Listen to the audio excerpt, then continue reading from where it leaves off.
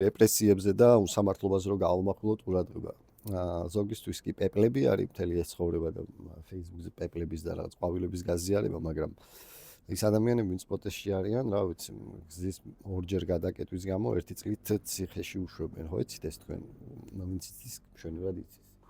ხო და მინდა პარალელი გავალო ხა ზვიადაურის გირაოსთან დაკავშირებით. შეიარაღებული თავდასხმა მოხდა, ადამიანი მოკვდა ამის გამო, ზვიადაური იარაღის უკანონო შეძენა შენახვის გამო იყო დაკავებული, ხა გამოშვის გირაოთი.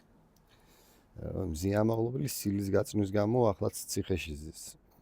გზის გადაკეტვის გამო ადამიანებს ერთი წლით ციხეში უშვებენ. მინდა უბრალოდ პარალელი გავავლოთ და იპოვოთ უსამართლობა რა, ვინც ჯერ კიდევ რაღაცა კითხვის ნიშნებში ხართ რა. ხო და ეგ არის რა, რეალურად ეგეთი ქვეყანა არ გვინდა, სადაც ვიღაცას ესე, იმიტომ რომ მაგათიანია რომ ასე თავისუფლად გამოუშვებენ, ვიღაცას კიდე ესე უკანონოდ პირბადის გამო რაღაცა გზის გადაკეტვის გამო ციხეში ჩასვამენ. აი ეგეთი ქვეყანა არ უნდა გქონდეს რეალურად, აი ამისთვის უნდა ვიბრძოდეთ ყველა.